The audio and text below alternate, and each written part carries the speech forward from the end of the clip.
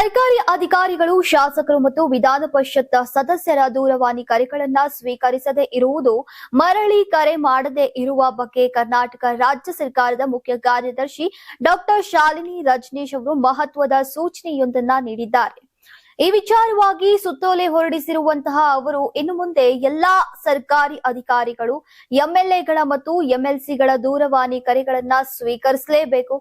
ಒಂದು ವೇಳೆ ಕರೆ ಬಂದಾಗ ಈ ತರ ಕೆಲಸದಲ್ಲಿ ವ್ಯಸ್ತರಾಗಿದ್ದಲ್ಲಿ ಮರಳಿ ಕರೆ ಮಾಡಿ ಮಾತನಾಡಬೇಕು ಅಂತ ಸೂಚನೆ ನೀಡಿದ್ದಾರೆ.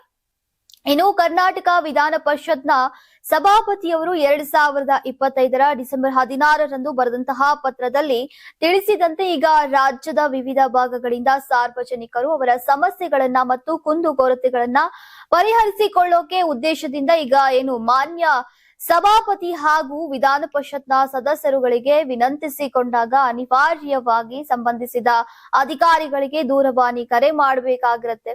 ಅಂತಹ ಸಂದರ್ಭಗಳಲ್ಲಿ ಜನಪ್ರತಿನಿಧಿಗಳ ದೂರವಾಣಿ ಕರೆಗಳನ್ನ ಕೆಲ ಅಧಿಕಾರಿಗಳು ಸ್ವೀಕರಿಸದೇ ಇರಬಹುದು ಹಾಗೂ ಒಂದು ವೇಳೆ ಆ ಸಮಯದಲ್ಲಿ ಬೇರೆ ತುರ್ತು ಕಾರ್ಯದಲ್ಲಿ ನಿರತರಾಗಿದ್ದಲ್ಲಿ ತದನಂತರ ಸೌಜನ್ಯಕ್ಕಾದ್ರೂ ಕೂಡ ಮರು ಕರೆ ಮಾಡದೇ ಇರುವುದು ನನ್ನ ಗಮನಕ್ಕೆ ಬಂದಿದೆ.